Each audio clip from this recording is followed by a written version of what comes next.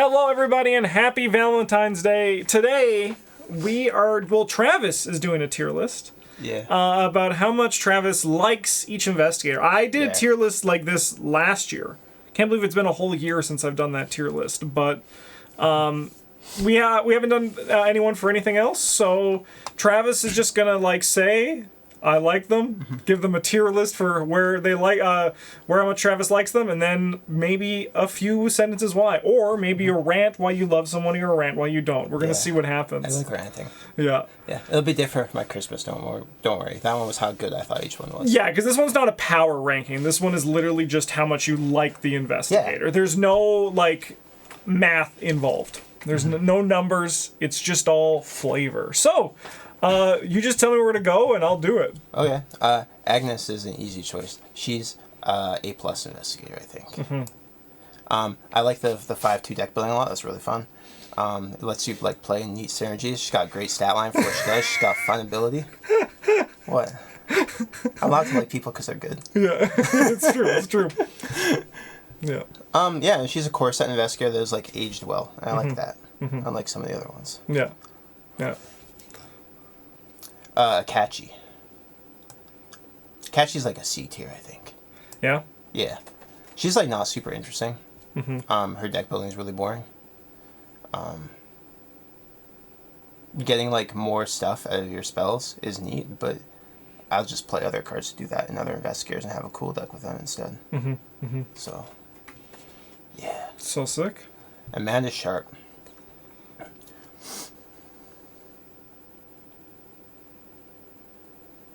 I think Amanda might be a C tier investigator as well for me. Yeah, how much you like her? Yeah, there's always the power part of it where it's once you know how to build her, it's hard to stay away from that or stray away from it. Yeah. But also if you don't know how to build her, she's just kind of bad. Yeah, definitely. I don't really like that dichotomy. That's not fun to I generally don't like investigators who have one deck, and then even if that deck is flexible in what it can do, I don't Calvin, and spoiler, is also going to be pretty low. Because that's just... Because there's really only one way to do it. Yeah. Yeah. Same thing with Amanda. You just kind of abuse her ability or you are bad. Yeah. Yeah, and the gameplay loop also stays very similar with Amanda, too. You know? Yeah, it's just I'm going to put... I'm moving or I'm not moving, and that's going to... how many tests am I taking? What card do I put here? Yeah, how many cards am I going to draw this turn? Ashcan, Pit. Duke is great. Duke gets an A from me. I lose a few points. Damage deck building is not great, and honestly, Red 0-5 is pretty boring deck building when it comes down to it, just because you don't have a lot of high experience options. You definitely don't. And you only get so many cards in your deck, right? Yeah. Yeah, no, Duke's fun to play with. There's neat things you can do with him, and you're a little bit shoehorned into playing certain cards. I personally can't imagine playing a Duke deck without Glimmer of Hope these days. And so there's a fair number of auto includes for him, but fun investigator. It is also fun whenever an asset exhausts as a part of its cost to evaluate that. I can abuse it. What can Duke do with this? Bob Jenkins. Bob Jenkins, I think, is a B tier investigator for me. He's more interesting than Akachi and Amanda for sure. I like that first of all, he's got great flavor. We have a lot of fun, memeing around and screaming about how he's going to sell him a vacuum or whatever. Yes. And I'm a little bit sad that he's investigating focus instead of combat focus. I think that would because it'd be a bit more fun. Yeah. But you can still throw together a couple combat tests if you need it. He's got a neat stat line that encourages you to play. You have to build into it, but it's not crippling. But he's got the edge of deck building, which isn't. It's not horrible, but it's not great. Yeah. But his ability where you can play an extra item every turn, I find that very constricting in his deck building, which is a big part of why I don't like him. You're kind of again, I feel really shoehorned into abusing scavenging with him. If you're not playing an item every turn, or at least every if you're not using that extra action almost every turn, I'll just play someone different. Yeah. You know. Yeah. So. Kellen Wright, spoiler alert. D tier. Yeah. This one we already knew was coming. Yeah, he's super boring to play. He's got one deck. There is a little bit of... It is kind of neat, the balance between trying to get trauma early in the campaign, but then trying to avoid it later. Yeah. it is like there's kind of a little bit of play there, but in general, there's like the sort of the same deck for him where you're just trying to set up to take damage and then keep yourself. The rest of your deck is just keeping stuff alive. He's like the epitome of the part of red that I don't like, where you're like, check out, it's Jessica Hyde and Pizza Vester, and I never died. You're like, you're like, fun, cool, all right. yeah, no, definitely. I will say that he actually does play with the zero stuff really fun. But you're still Kelvin, and still a good chunk of your deck lives in the needing to survive, which does, I can totally respect that, bringing it down. Yeah, I bet the new Scarlet Key stuff might make it more interesting, where you can like lean into the test reduction stuff early in the campaign and take it out for more things to take advantage of your high stats later. Yeah, definitely. But yeah. Still just Kelvin. Carolyn. To the moon. To the moon. Yeah.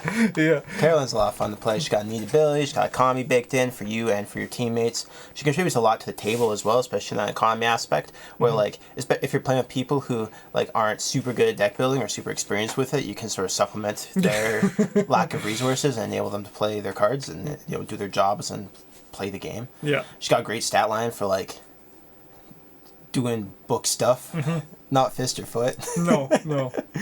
And then her card pool is like super fun. The 2 fists doesn't matter as much as you think it would. So you can't play like high level firearms anyway. And, like, I guess you could play like Holy Spear if you really wanted, but or like something like Cyclopean Hammer, which isn't that good with her. But you could like make one of those work if you really wanted to.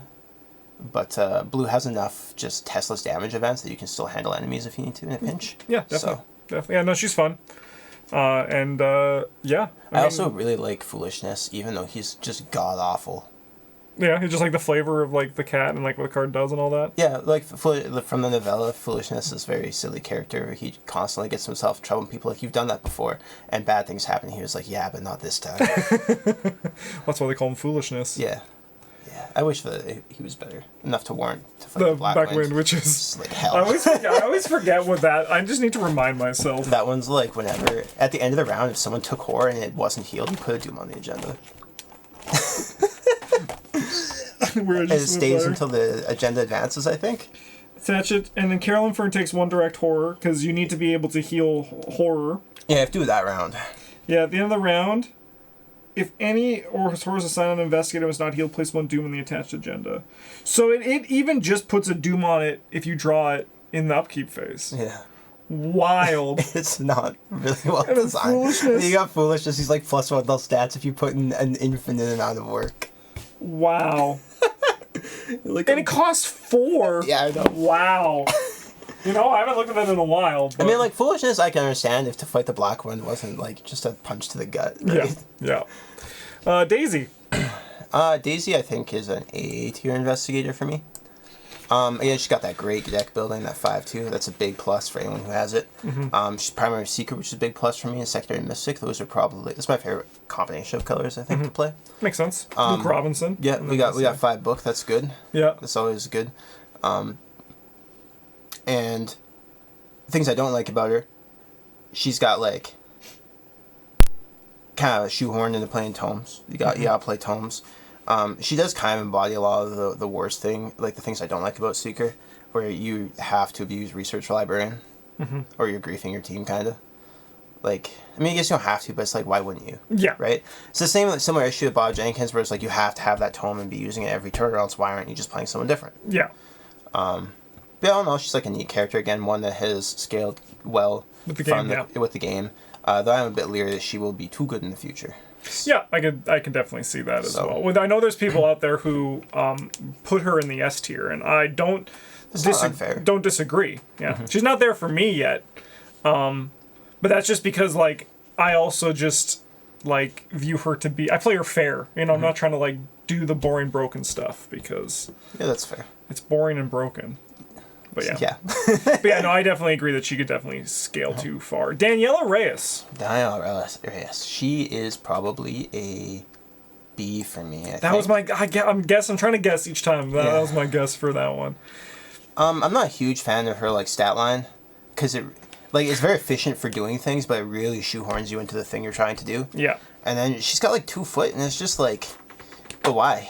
honestly, like, take a point from her punch and put it into her foot. Mm-hmm. And then she can use some of those neat red cards a bit better. Yep. Open up a bit more of that card pool. And again, she, like, has sort of the bad part of red that I dislike, where you're just like, I never die. Mm-hmm. And it really encourages you to play that. Yeah. Oh, yeah. Yeah, I mean, like, she's kind of like a better Kelvin, right, in terms of, like, being able to more actively take advantage of trying to do the same thing, which is take damage. Yeah. But I think her ability, like, the whole taking damage thing is neat. Yeah, definitely. Yeah. That's fun. Yeah. Yeah. Dexter Drake. Dexter Drake, I think he is probably a B tier as well for me. Mm-hmm. Yeah. He's got the nice 5/2 card pool. Big fan of that. Not a huge fan of how Shoehorn's been playing assets again. Like, you gotta be doing the asset thing. It's not quite as important as for other people, because, like, you can just use it as, like, an economic engine for your spells. But you gotta play lots of assets or you're not really doing it, you know? Mm-hmm. And also, I'm not a huge fan of his stat line, like the whole 5/2, 3/2 thing, where you're basically only using spells to do things, which kind of invalidates the 3 punch is, like, okay, but still invalidates a bunch of the green weapons. Yeah. Would have liked to see him with, like, maybe 4 brain and 4 punch or something like that. Is there a 4/2 investigator? Zoe. Zoe's good. Yeah, or take a point from, like, the book and put in the fist or something like that, but that might be too good. I don't know. Diana. Diana, she can go to the A tier. Not A+, yeah. She's, like, kind of misleading to play, where, like, I want to cancel things that matter, but that's not how you play. You cancel anything. Yeah, the first 3 things, 3 to 4 things at least, Yeah. The one time I played her, like, I struggled, or on camera at least I played her, I struggled a little bit with that in the first couple scenarios, but by the end of the game, that was some of the most, like, fun I've had with a deck. Like, was that the Dark Matter one? Yeah, the Dark Matter one. Like, my deck had, like, 6 years of experience at the end of it, which was just silly. But it, like, also it was fun up until, like, the last scenario or two, when I was just, like, sitting there looking at my hand. I have, like, Dark Insight and, like, 2 level 5 Deny Existences and level 5 Warrior Protection, and I'm like, I have no fear. Yeah. Like, why am I even playing the game then? Yeah. Yeah, that also is definitely a Dark Matter problem too, because it has so much experience. But I mean, like, sometimes it's fun to live those lives, but especially in Diana, it makes it so that it just invalidates it. Yeah. But I mean, like, it's possible to get high experience even in official campaigns too. Yeah. So. I do think that the purple 5, blue 2 deck building was, like, a little bit wasted on her though. Mm-hmm. She can't really, especially with, like, the 1/3/3/3 stat line. Like, she doesn't need the 3 in book or the 3 in foot. You literally never use those. Yeah. Unless the game tells you have to. Like, that's actually, I think, would be a fun video to do, topics of, like, investigators who can't, like waste their card pool, because Preston is another one. I wish there was another 5/2 rogue survivor that wasn't a, kind of gimmicky. Yeah. Father Mateo. I do too. Father Mateo, he's like I think he's a C. Yeah. He, like, doesn't have a ton going for him. I'm sad that he got just, like, completely invalidated by Parallel Wendy. I think that was a real poor choice on their part. But, he's got a very powerful feeling ability. He does, like, have a certain niche where, like, try to use getting the Elder Sign as often as possible. I think he still probably plays the Sealing archetype the best, just because of that. But yeah, he's just kind of there. Yeah. Finn Edwards. We like Finn. He goes to A+. Yeah, Finn's great. Yeah, we like Finn. Yeah, Finn's awesome. Yeah, Finn. Yeah, the first green character up here. Yeah. Not that I've validated any of them, but yeah, Finn's got very fun stat line, very flexible deck building. Only complaint is, like, I wish he could play green more than 3. Literally only complain about him. Like, yeah, he's got the extra evade action thing, but he also has the tools to make that useful. And then there's, like, kind of a play with it where it's not... You don't feel like you're strictly missing out if you don't do it every turn. Yes. Right? Yeah. So, because then there's no enemy, so you could just be like... Yeah, you just do other things. You're like, Yeah. It's like... Unlike... Like, when you're playing Daisy and you can't activate tome action, and you feel like you're failing, you feel like you're being punished for not having a tome play. But Finn, if you can't evade an enemy, you're like, there's no enemies to play, good job, me. Yeah. I lockpicks now. Yeah. Yeah. Or do what other crazy stuff you have planned. Gloria Oldberg, more like. Yeah. Honestly, she's probably like a C investigator. I like her deck. I really like her deck building. I like her stat line and sort of like the flavor behind her and stuff like that. But I hate how she trivializes the game. Yep. It's just really boring. Yeah. Yeah. Harvey Walters. Harvey Walters is a B. B for Book V Shroud. Yeah, he's like got really boring deck building, obviously.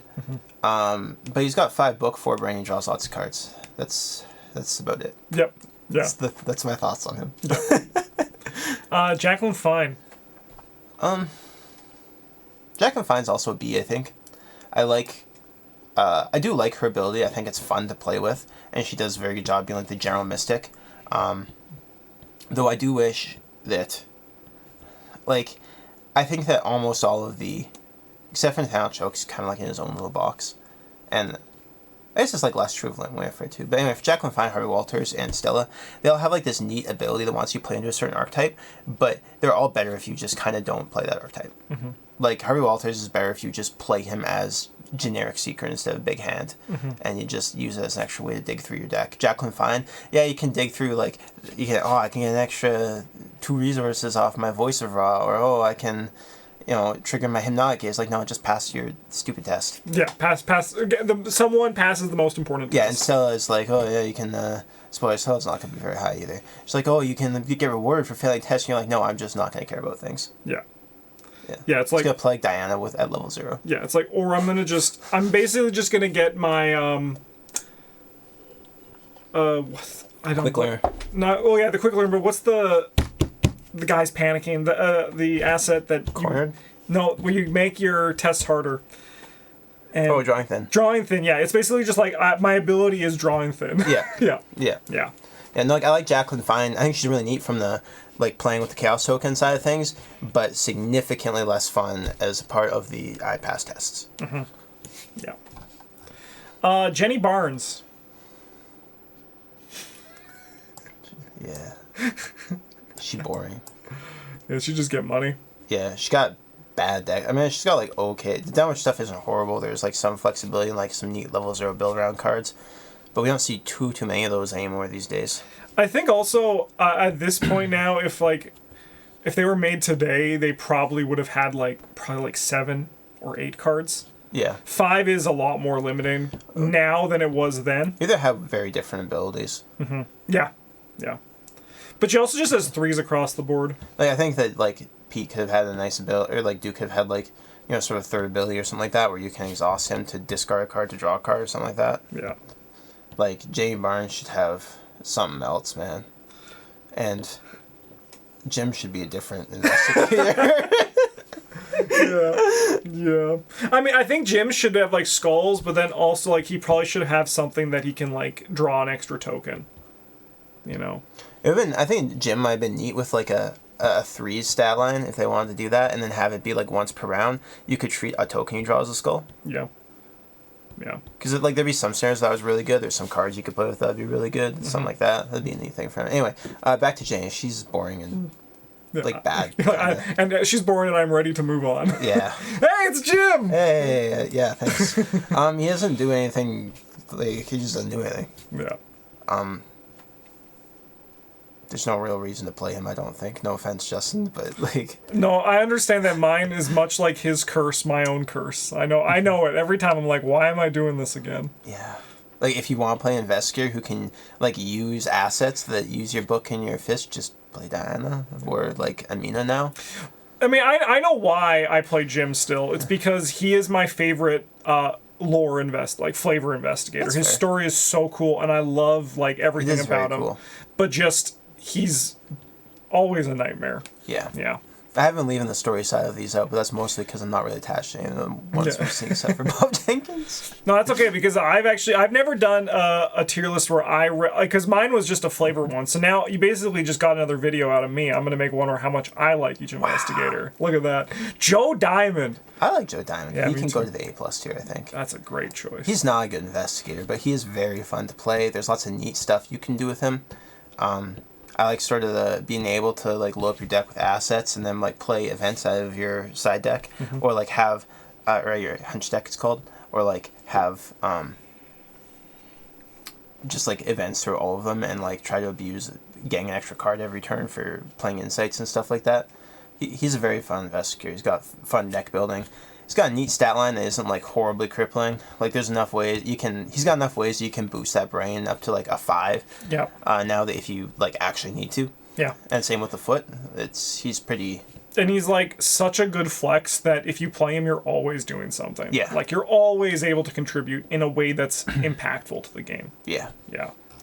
Leo Anderson. Leo Anderson, I think, is probably a C tier for me, I guess. Yeah, I don't like actively dislike him like the other people in the D tier, but there's a lot of things. There's much more things about him I dislike than I do like. He's got a good stat line. I like his stat line. I think it's fun. It's like the inverse of Finn. I like his card pool. I think that blue 0-5 and green 0-2 is very good. But at the same time, like, I kind of hate his ability. Again, it locks you into playing allies. If you're not playing an ally, like, it doesn't have to necessarily be every turn, but like every other turn, like you're just kind of. Why am I playing him? The answer is so you can play big guns with green reload cards. Yeah, he is. Yeah, that's the reason. That's it.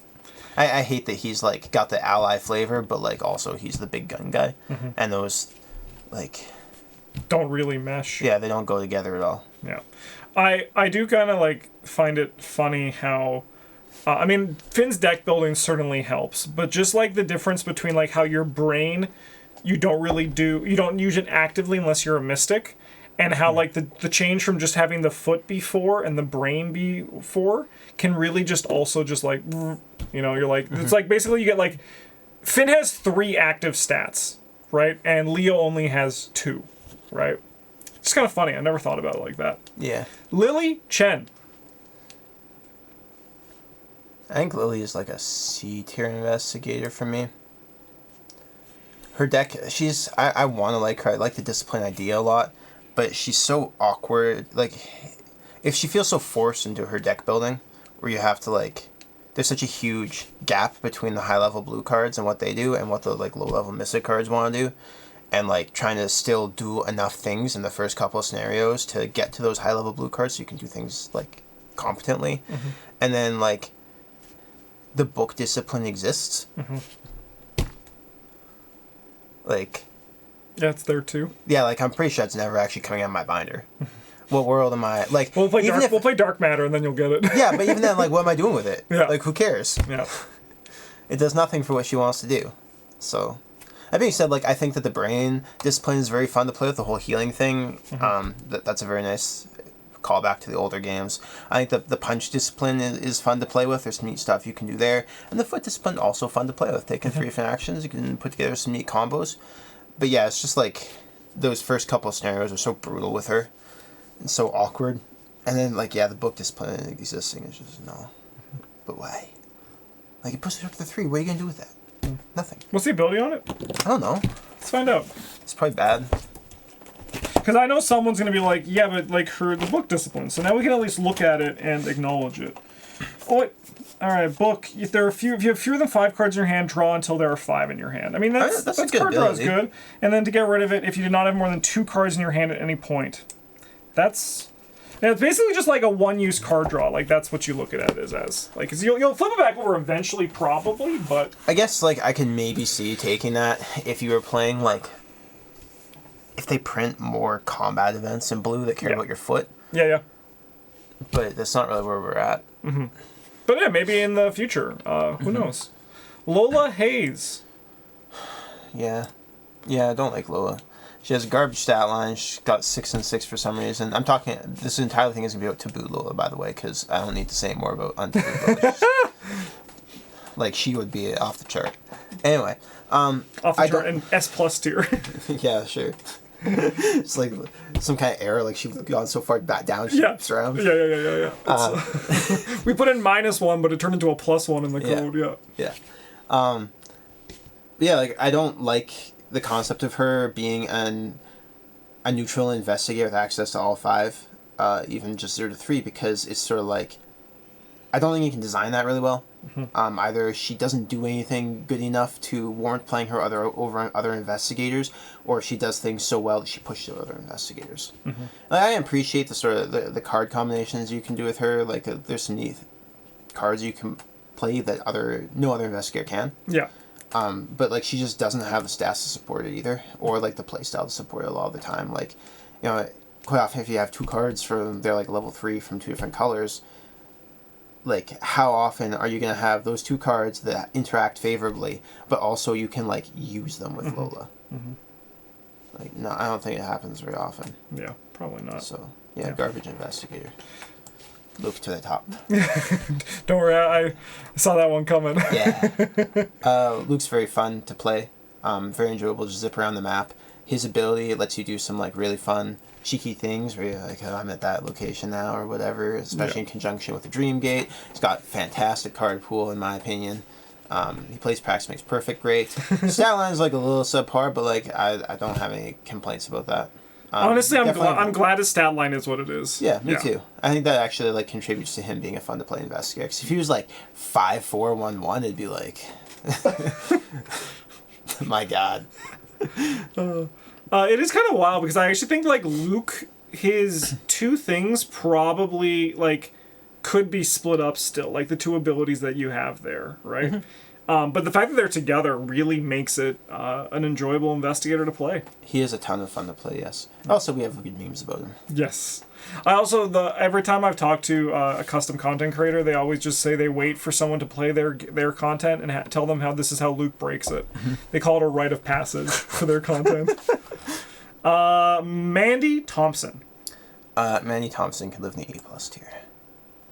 I do like Mandy, but she is like a little bit boring in how consistent she is and how strong she is, and it's just, I don't know, I've talked about Mandy a lot. Yeah, there's not much more to say. Yeah, great deck building though. Yes, that's a very fun deck building. Marie Lambeau. I tentatively put her in the C tier. I have not played her with the new assets yet. I know we'll put her in the B tier. Nice. She has some deck building to Finn. Really like that. And she does like have stats that she can like, a variety of stats that she can use. I'm not sure. Like I said, I haven't played with any of the new Doom stuff yet, so I don't know how well she plays with that. Only thing I like actively dislike about her is the 4-brain 4-book is really useless with her card pool. Yeah. You might be like, but Travis, Luke has 4-brain and 3-book, and you like him. Well, that's because he has access to like as many yellow cards, 0 to 2, as I want to play, so I can actually like leverage that book stat. Whereas for Marie, I'm just kind of like, yeah. I guess I get to investigate sometimes. I played Marie with the new Doom stuff, and that's when I was on Arkham DBA, and I was like, oh yeah, she's Finn. I can't actually use the upgraded versions of any of the Doom stuff. Of like the things. It really hurts. Oh God. Yeah, it really sucks. Because I think she uses them really well, obviously. But no, it's a shame. But brutal. Yeah. Mark Harrigan. Oh, he can go to the top too. Mark Harrigan is a ton of fun to play. You can draw lots of cards. You can shoot monsters. You get to scream at Sophie. Sophie, why? Yeah. You can play pretty much any Guardian archetype with him, which, great deck building. Even if it's like a little bit boring, it's like worse than Dunwich. Yeah. You get blue 0 to 5 and like tactics level 0. But there's enough like neat tactics in other classes, so you don't really miss it. And the fact that his ability and his stat line is so generic and strong that you just don't miss it. And tactics are gonna keep like, even though like the Dunwich pool literally grows bigger every expansion, the tactic one is like more focused because traits like fit onto a card specifically. Yep. Yeah. Minty Fan. She live in the B tier, mostly because of her deck building. Her stat line is fine, different than Marie Lambeau. The difference between like the 4/4 on Min and the 4/4 on Marie Lambeau is because book is an active stat. So while playing Marie Lambeau, you're using book, you have to like choose to use your book for things. Whereas brain just kind of happens to you, but Marie Lambeau also is choosing to use her brain, which kind of, you're going to probably do it better than using book because you're a mystic investigator. Minty Fan uses her book actively, but then the game forces her to use your brain, and then when it happens, you're just like, nice, I got 4. Yeah, you're like, oh, like, look at that. Yeah. Yeah. No, I think that Minty finds like a nice sort of synthesis of the two skill archetypes in yellow and red. I like that deck building. I like it how her ability is like powerful but simple. She's got fun. Well, fun might be the wrong word for it, but she's got like a unique basic weakness. It's very nice to see something like the King in Yellow, as opposed to a lot of basic weaknesses where like check out it's a dude to kill or like or it's a double action. Yeah, spend 2 actions or whatever. Yeah, so no, definitely. I like Min. Hell yeah. Monterey Jack. Dude, he can live in the D tier. He's actually so mind-numbingly boring to play, in my opinion. Like, you just get the shit kicked out of you by the encounter deck because you're one brain. And you feel like you have to move. He's just like, his play patterns are so miserable for me. I feel like I have to move every single turn. You know, that's not what I want to do. He's got 4 books. We can't even like do his primary job super well. Because he only gets like the worst part of the secret card pool, like only 5 level 0 cards, which means you're missing out actually on a lot of the book cards that can, or the yellow cards that can boost your book up. And like he's just, I've seen him played by other people, and I've played him myself, and every time I'm just like unimpressed with how he plays. So, yeah, and like the time I played him, playing him actively, it was like okay, but retrospectively, I was like, man, I did not enjoy that. The time I've seen, because I agree, Monterey Jack, he's pretty kind of just dull. The one time though, I was actually impressed. A patron brought a pure combat Monterey Jack, and I was like, okay, we're gonna die. But in Monterey, they actually did great. It was like that. I think that one is kind of like an interesting idea, the combat Monterey Jack. Yeah, I believe that. Because then like you're not like you're gonna be moving more commonly because you can just pick up some clues and your Kluver's like help me, and you're like I'll move in and just get passive income from it. Yeah. Nathaniel Cho. He's like C tier. His event deck is fun to play, and it's good. Those are both good things, but that's his only deck. Yeah. Justin and I have both tried to play other decks without Cho, and they have been bad. Yeah, I played 2 scenarios in the Edge of the Earth with Nathaniel Cho with a non-boxing glove deck, and then I was like, I'm gonna just retire this. Yeah. When I was playing him, I was like, man, I could just be playing Mark right now. Yeah.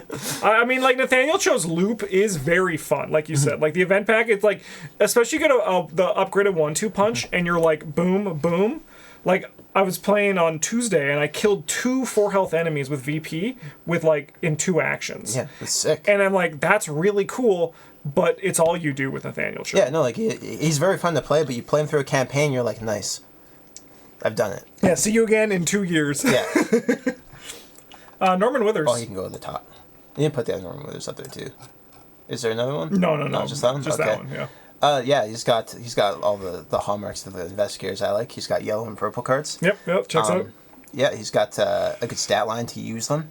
He's got a fun and unique ability. Playing cards off top of your deck, very fun. Yeah. Yeah, like he can play with the mystic assets. He can play with just like solid level 0 yellow cards that are like backed up by powerful purple events.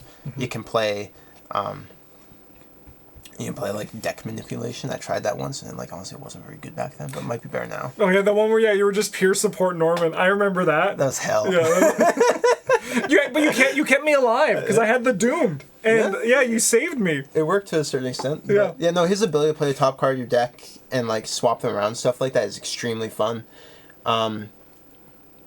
Does like bother me a little bit. The only mark against him is like how it's sort of tied to astronomical, how natural it is to play astronomical Atlas. Like, you can definitely make a successful Norman deck without it, and you might even be able to make like a more powerful deck than like that one.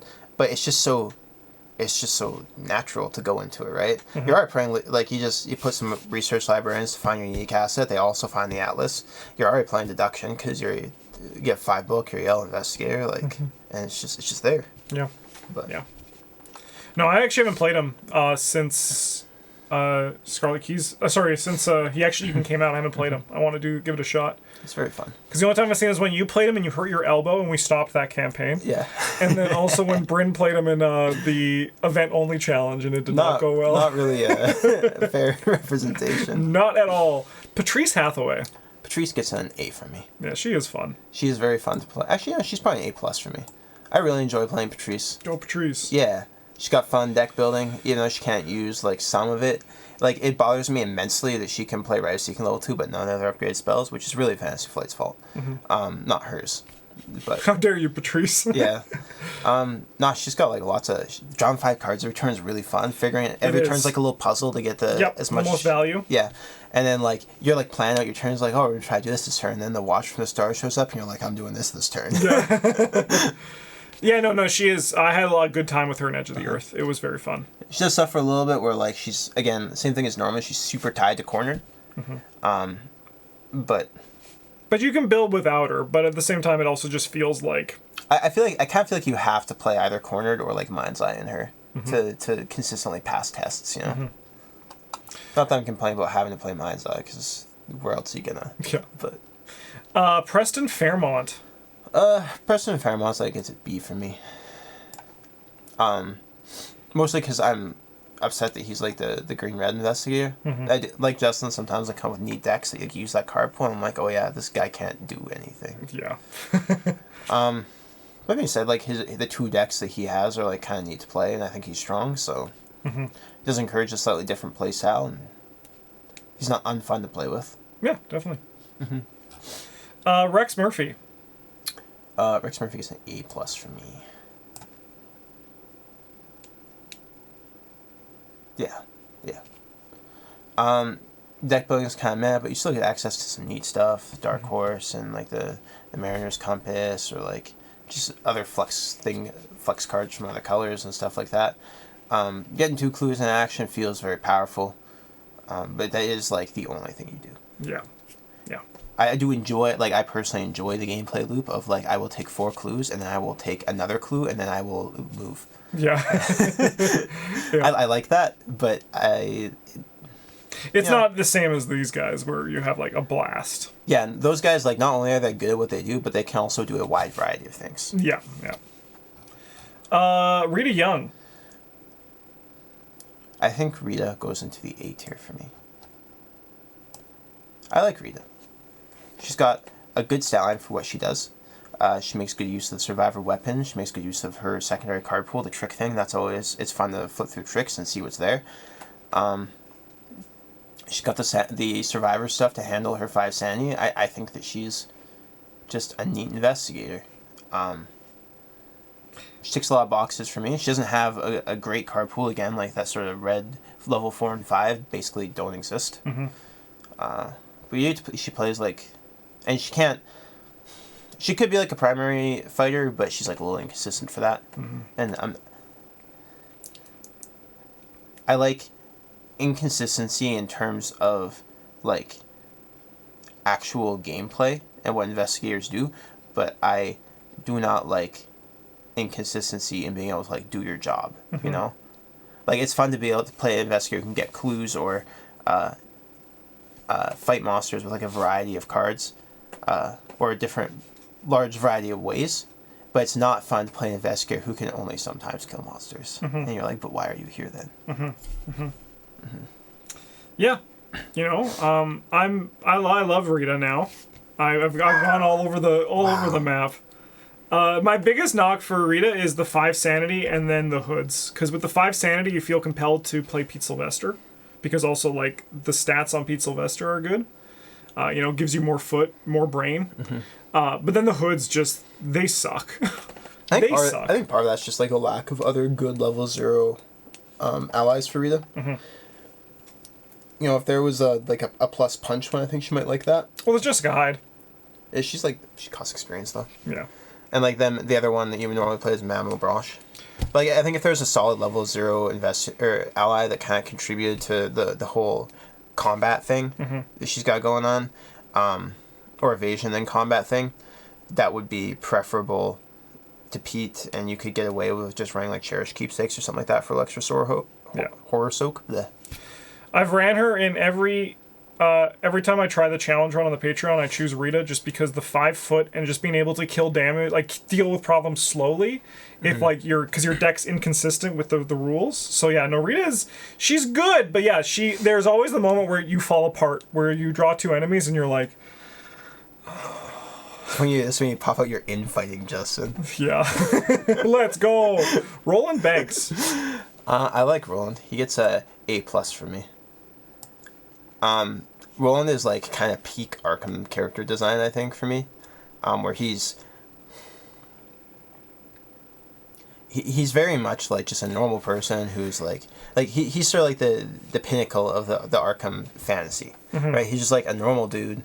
I mean, he's an FBI agent, but like he doesn't have any like ties to anything like mystical or otherworldly. He just pissed off his superior by interfering in his rum running operation. He's getting kickbacks from and got sent to Arkham, and his stat line is like functional, but also is functional and flexible, but like not great. So you still feel like you're struggling against the game. You have to like work for things. Like you feel like a normal human. Whereas like if you're playing Mark and you just gun down a Darkhound, like, whereas like Roland, it's like a little bit of struggle, you know. And he's got fun deck building. I do wish he hasn't kept up with the game quite as well. I mean, he was never like super great, but.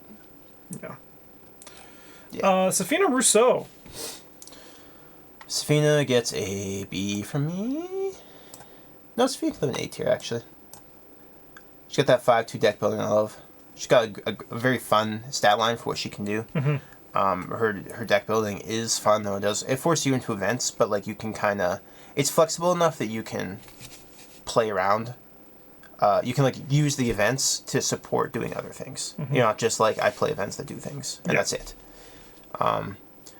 My one complaint about her would be that I guess like the 5 health is not great because she doesn't have a ton of great soak options for health. And then you kind of have to pick between playing brain events or foot events, which is kind of awkward sometimes. But Silas Marsh.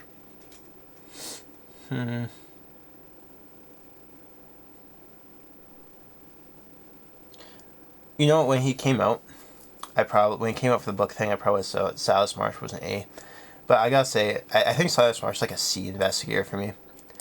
There's lots of things I like about him, but I find the rules ambiguity with like what things trigger that you can pull back to your hand, and also the abuse of unrelenting to just be like nauseating to play with. And that really kind of actually kills him for me, I think.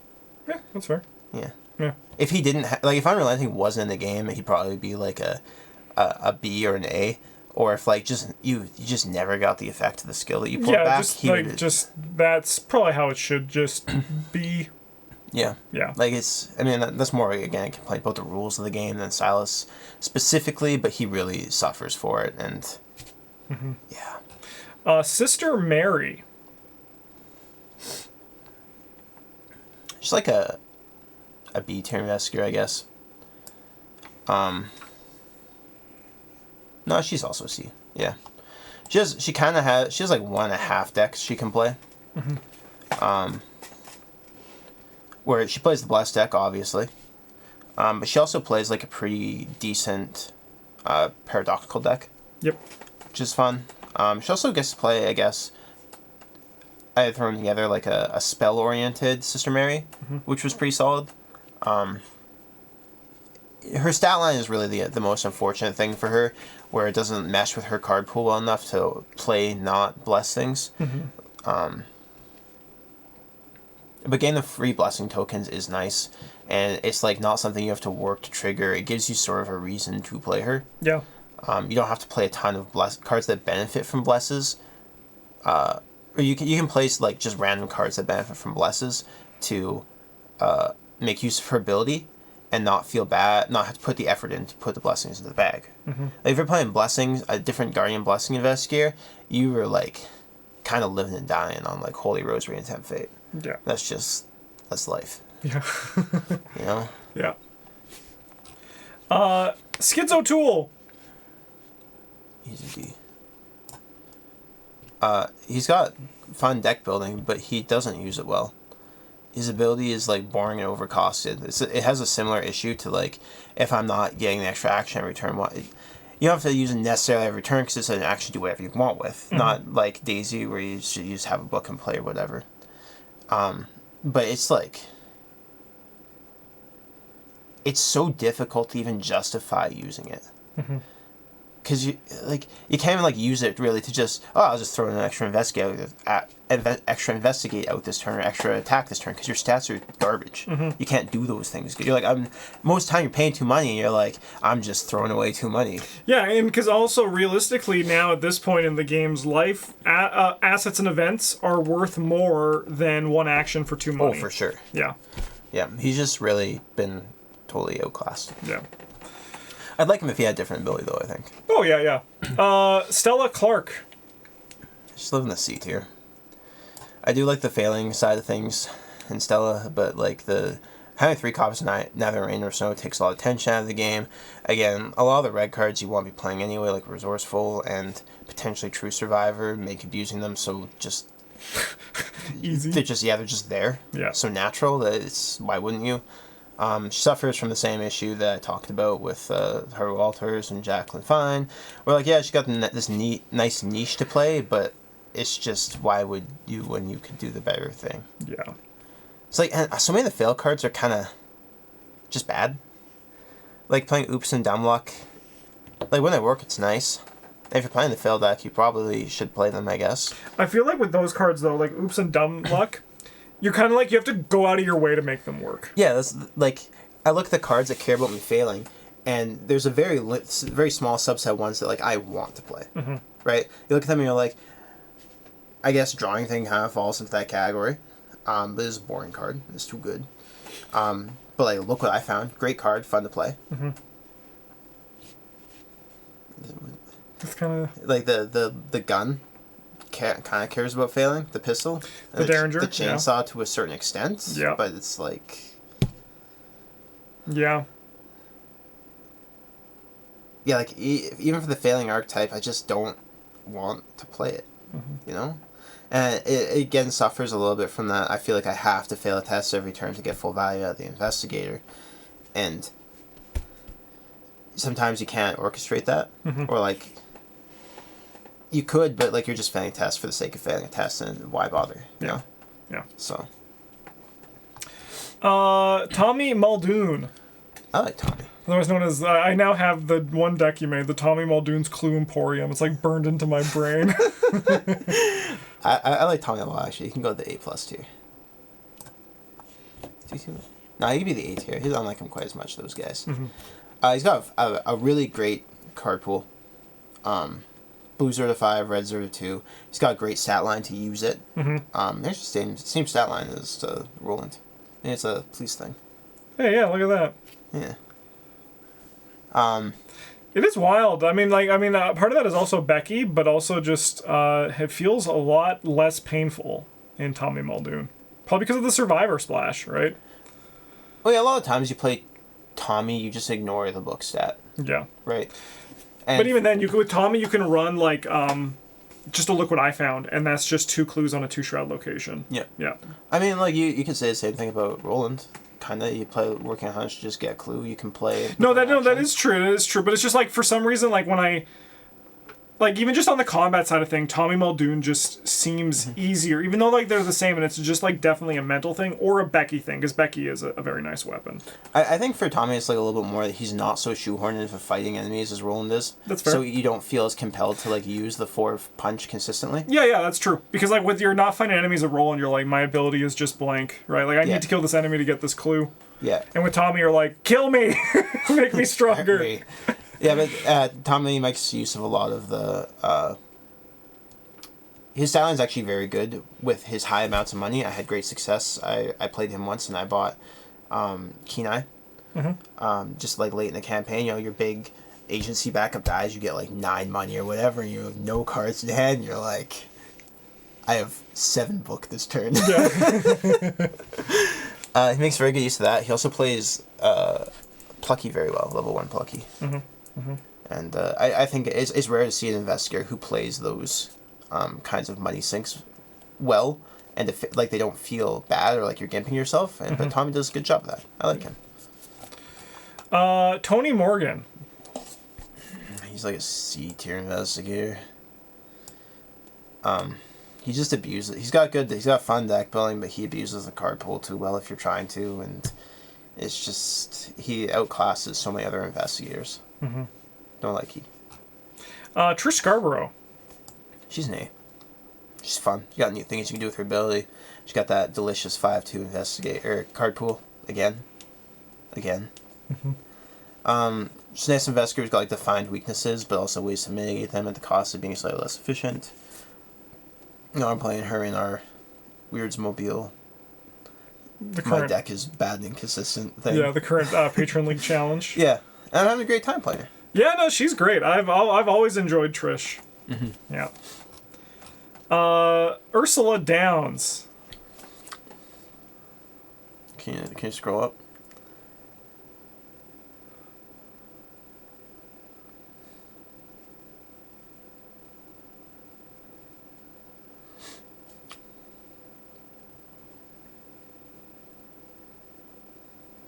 Someone's in the C tier, I think.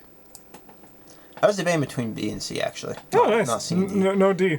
Yeah. Contrary to my opinions about her, I don't actively dislike Ursula Downs as a character in the game. She has a strong stat line, for the most part. Like the 3 brain, 4 book, 1 punch, 4 foot. It's nice that she can deal with enemies on her own, stuff like that. Mm-hmm. I don't like how it compels you to move into a new location to use her ability every game or every round. Because again, that issue, you should be doing it every turn, or else why are you doing it?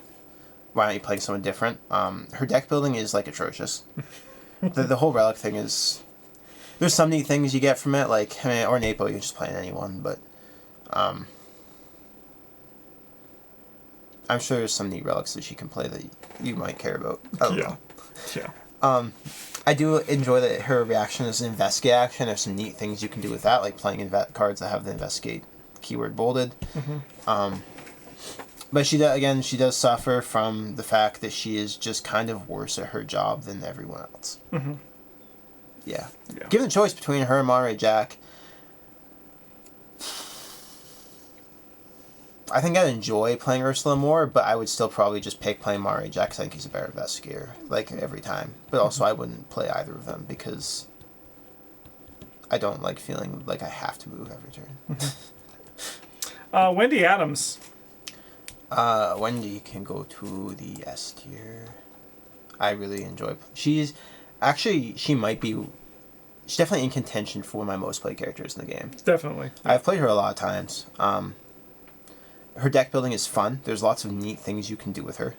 Her stat line is again fun. That 4 brain, 4 foot feels great in the Mythos phase, but you still have to work to do anything. Mm-hmm. But that being said, she definitely has the tools to do things, and there's lots of neat things you can do with those tools. She has a very strong and generic card pool. She has a very strong generic ability, which means you can play lots of neat things with her. Mm-hmm. You can just kind of do what you want, and her card supplements what you're trying to do, as opposed to locking you into a subset of cards that you have to play in spite of her deck building suggesting otherwise. Mm-hmm. So. And, she can shoot an ornate bow and kill people as an 8-year-old, which is great. Yeah. My complaint is, how Abandon alone just sucks and is miserable to play with. Yeah. Not even I think that it's fair power level wise with her amulet, but I really wish that her amulet was just something different, and the ban alone didn't remove your graveyard from the game. Yeah. Yeah. That could be very frustrating if you're not, because you're getting punished because you have the opportunity to abuse her amulet even if you're not going to. Yes. Yeah. So. Will Yorick.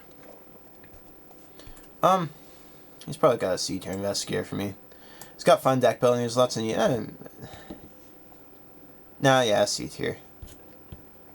Good deck building. Semi-unique ability though. I'm not a huge fan. I like his ability in that it's no one else really does it. Mm-hmm. It is very unique. Gives him a niche to play. It plays well with his card pool. But I don't like it because I don't like limitless recursion. I think that is bad and dangerous design. Mm-hmm. You can go really look at any card game ever, and if the developers have put limitless recursion in the game, at some point they were this was a mistake. Yeah. Especially when it's graveyard recursion. Mm-hmm. Yeah, what is it? Graveyard recursion and anything, and cost reduction are the 2 most dangerous things in card games. Yeah. Yeah. Ways to cheat on your costs. Yeah, being said, like, the reason he's in C and probably not B or higher is his gameplay is, like, very boring, I find. You just kill enemies and never die. And that's it. That's what every York does. And it's what every York will do. yeah. Like, I really don't enjoy investigators that kind of take the tension of potentially dying out of the game. Which is why you see a lot of the red investigators are kind of lower on my list. I think that's very... It feels like initially when you get there, it feels nice. Like on Scenario 3 or whatever, when you first pop Jessica Hyde and Piece of Vesper playing, you're like, yeah, I can't die. And then Scenario 7, you're just like, why am I even playing? So. Winifred Habermock. She can go into the A tier, I think. I enjoyed playing her a lot. No, maybe B tier. She's like pretty limited in her deck building. I played I think a pretty good deck for her, and I enjoyed playing it a lot. It was a nice change of pace for me from the things I usually play. That being said, like, you don't have that many options in the green card pool, and especially if you want to be using her ability semi-consistently. So, yeah. Zoe Samaras. I like Zoe. She can go the A tier. She got boring deck building, but she does, like, you can play more fun and neat cards with her because you can skimp on your economy a little bit with her. She's got a great stat line for most of the things that you want to do. She's got a great stat line for using her card pool, as small as it is. Zoe is, like, a bit basic and a little bit boring, to be fair. Definitely not for everyone, but she is... I don't think I've ever, like, played Zoe and had a bad time, nor have I ever seen someone play Zoe and have a bad time. Yeah. You know? Yeah, no, she just, like, her ability is so good at just, like, making sure you can always contribute. Yeah, she's just, like, the Guardian. Yeah. You know? Yeah. All right. We're on to the parallels. Parallel Agnes. Parallel Agnes is a C for me. No, maybe B. A B. I played her once. I enjoyed it. That being said, again, she only has one deck.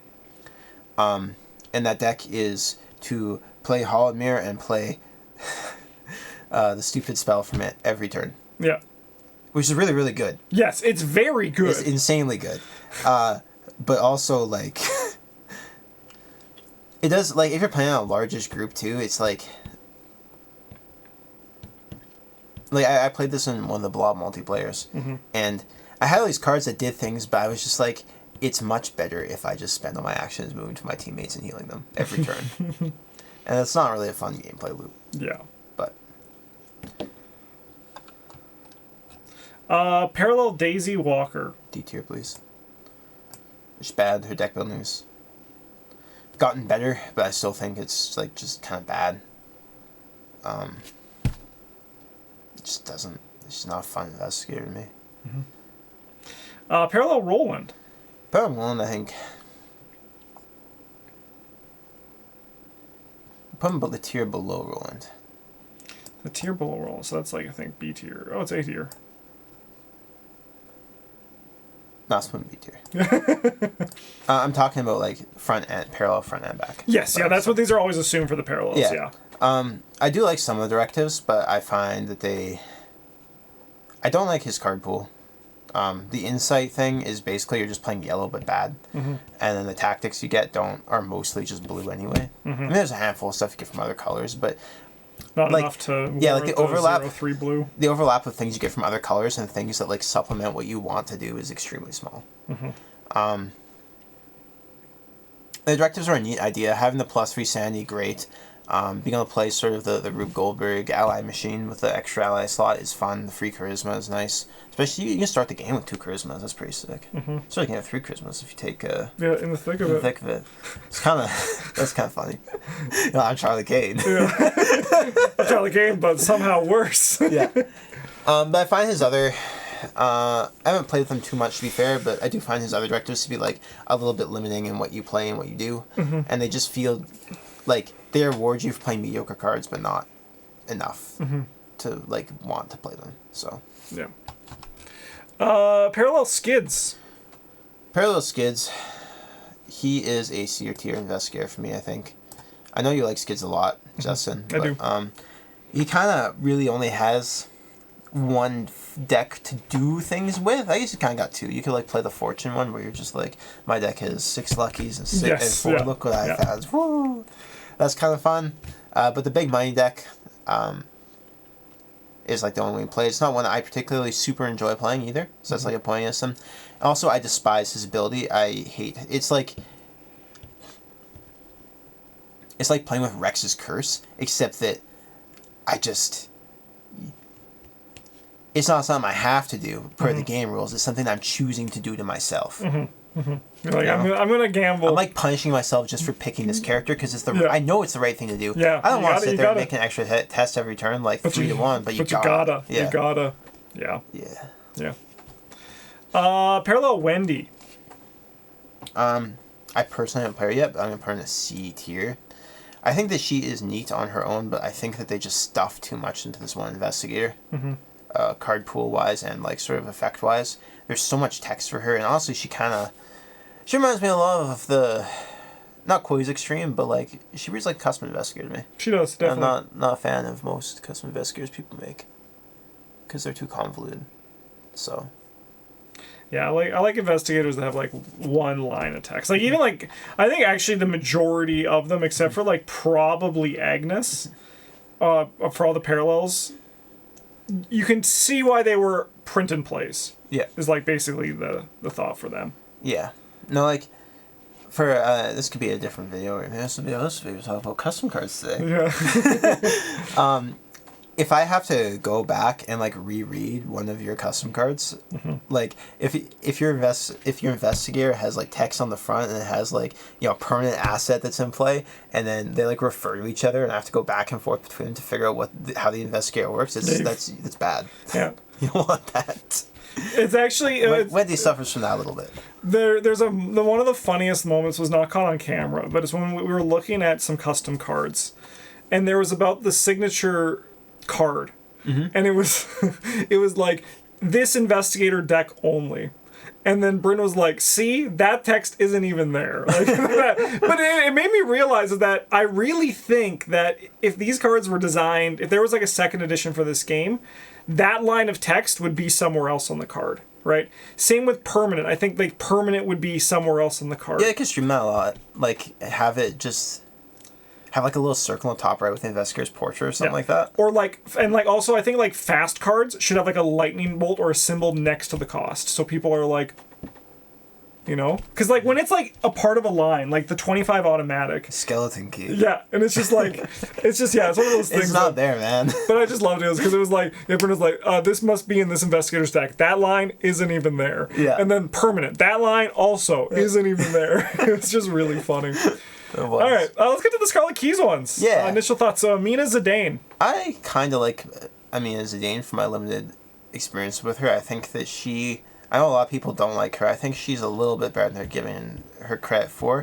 But I don't think she's great. She's definitely missing a little bit. It's odd to me that Kamani got experience and she didn't, especially with how like reliant on experience she is to scale with the game. But there's kind of the issue with investigators like Amina, where you're reliant on experience to scale with the game, because your deck's weak at the start. You don't get to get experience well, and then you don't scale with the game and you fail in the later scenarios, as opposed to someone like Manny who just rolls up with 5 book and you're like, I just crushed the game and get victory off all the locations and my deck's even better. Yeah, it is true. Yep. That sort of snowballing effect is tough, and see a lot less of the anti-snowballing in newer campaigns than we did in old ones.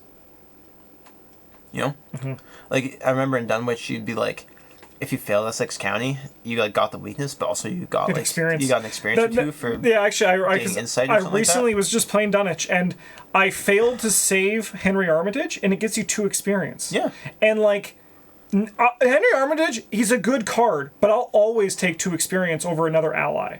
Like over Henry Armitage, right? Yeah, probably. Because like he's good, but most of the time people end up just playing him as an unexpected courage. I'd rather take 2 more experience. So, and it's like, it actually is true. I do wish that there was more experience given out in losses in a campaign. Yeah. Even as the person who's always like campaigns give out, I like campaigns give out too much experience for me. I actually do think that I would like to see more experience tied to a little bit like some sort of supplemental experience tied to losses, and then like less for wins, but more story repercussions and more story repercussions and like unique allies and stuff. And like that. I feel like also, I mean, this is a topic for an entire. This is a podcast topic, but like I feel like we haven't had a great Necronomicon choice. Like, do you take the book or do you burn the book? Yeah. In a very long time. Yeah. There hasn't been like a question where I'm like, which one do I actually want to do? Like, or in Carcosa when they're like, hey, you want to like kill everyone in the house, or you want to just like go back in, or you just want to leave. And now, I mean, yeah, it's just like one of those things where like it's very interesting because Dunwich is, I think, a very well structured campaign because it wasn't trying to do anything crazy. It was just like exploring the basis of the experience system. Oh, right? yeah, and, no, like this campaign system. Story wise, I think that Dunwich is like one of the better better play experiences. But I mean mechanically like, it's not great. Yeah, but like the structure of like the mechanics of the campaign system I think are nice in Dunwich. Yeah. Because like the experience that you get from failing is a bit more compelling than what we kind of have now, which is just like it seems like most of the victory is tied up in gameplay, which is ultimately good. I don't want it to leave that, right? But I would enjoy seeing it more in the campaign structure itself. It also is. This is turned to a different thing, but, compared to Scarlet Keys, basically. Yeah. And it's like some very minor spoilers for it, but like in Dunwich, you just like thing happens and then you like. It's explained in like 2 paragraphs what happens, and you're like, nice. Scarlet Keys are like, you go to a location, they're like, hey, have you appreciated the architecture somewhere? And you're like, no. And they're like, fuck off and come back later. Yeah. And then, so you go out and maybe you stumble across it later, and you're like, hey, I remember that place. We're going to spend 3... and you're like, it's 2 paragraphs of you being like, I think that the buildings here look pretty neat. Yeah. You know, and then I'm going to spend it 2 or 3 times to go back there, and you get there, and then there's like another page of text where they're like, hey, you know, the buildings here look kind of like the buildings in that other place. Here's one experience. And it's just like, are you fucking kidding me? Yeah, like, no, it's, I was reading today it's such a waste of time. I was reading today there's a thread on Board Game Geek where some people were getting a survey for people's thoughts on like the text and immersion comparison. And it's no surprise, I think, that there is less immersion in recent campaigns and more text in recent campaigns. Oh yeah. I think that I think that's a trend that makes sense, right? Because I mean our immersion comes from the jokes and like the stories that we make on the act and agenda cards and the cards that are in play, right?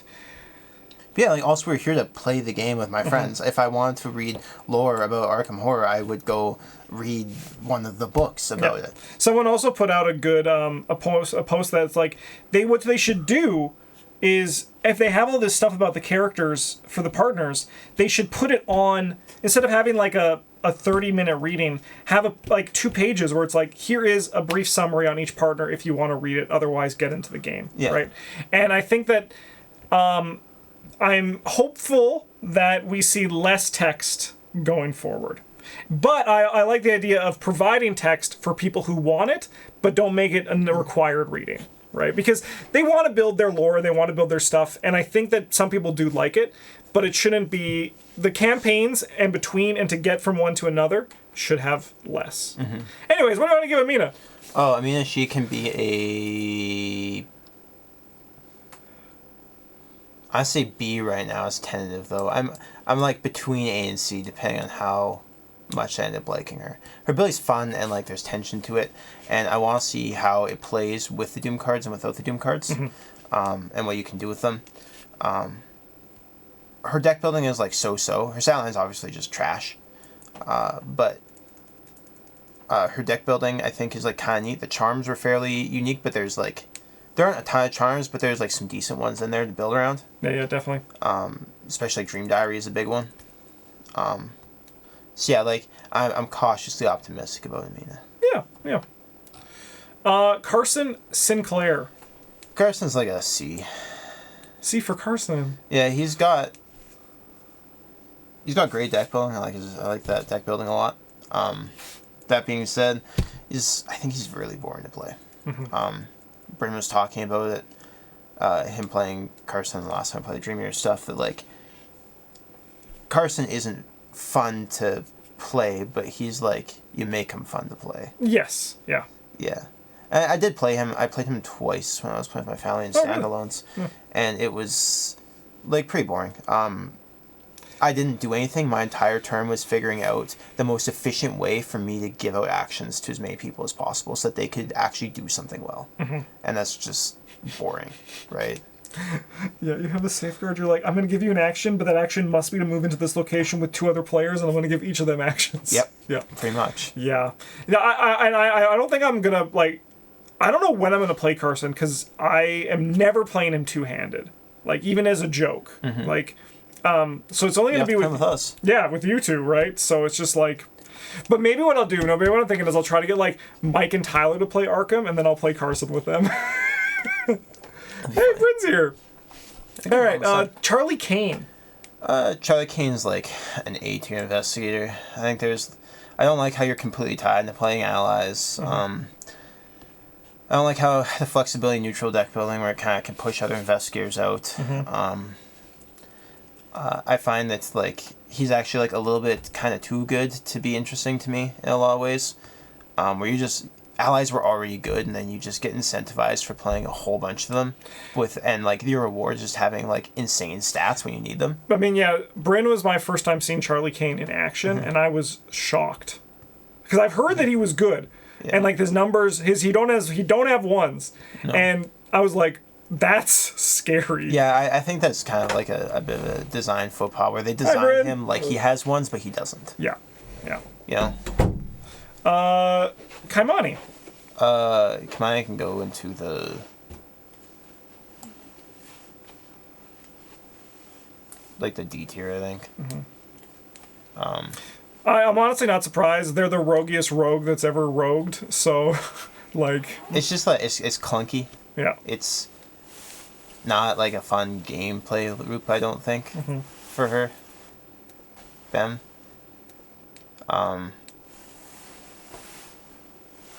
Stat line's like boring. You have to use your foot for things, and like you can't supplement with anything else really.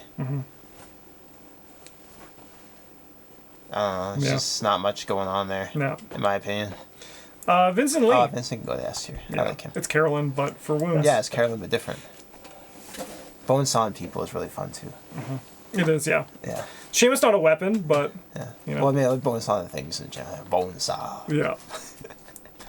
And then Daryl. Daryl is probably like I personally haven't played him yet, but I'm gonna take a tentative guess. I'm gonna put him in like the B tier. I do think he's probably like a little on the strong side of thing. Maybe he can live in the A tier actually. He's got like the Red 05, Those are 2 very good things to have for Travis likeness scale. His ability's like a little bit boring, I think. Again, like in conjunction with the stat line, it's probably like a little bit too strong. But it is nice and generic, similar to Wendy's, where you can kind of do a variety of things. It doesn't lock you into playing a certain archetype. It doesn't incentivize playing the succeed by 0 stuff, so. Yeah. He also doesn't lean as hard into the never die red part of red that I hate. Yeah, so. That is true. Yeah. Yeah. Sweet. All right. Well, there will be a link to this down in the description, but this is how much Travis likes each investigator, not how strong they might be. Yeah, if you'd like to argue in the comments whether I like a different investigator, you think I like an investigator more or less, you can go ahead, but you're probably going to be wrong. Yeah, that's the best part about these ones, is that this one is completely... Objective. Like, I mean, like, even like power ranking, there is your own personal bias, but like this one is 100% objective. Yeah. All right. Well, thank you so much for watching. Subjective. No, this one's your rule is objective. Like yours is the word. This is how everyone has to believe it. Wow. No, that's what I meant. That sucks for the people. That sucks for you, bro. Dexter's down B. You can't like him anymore. No, you can like B. B is... No. York's down C. You can't like him anymore. I can like whatever I want. That's what makes it objective, is that, like, if I was you, yeah. I would have to like these exactly this way. Yeah. We're going to get everyone to be you eventually. That's the next step in this, but not right now. Yeah. That's kind of neat. Otherwise, thank you so much for watching. I hope you enjoyed this. And then we'll be back. Well, I mean, I guess it's Valentine's Day, so happy Valentine's Day. You know, that's exciting. I guess. And then, you know, have a good one. And as always, GG's.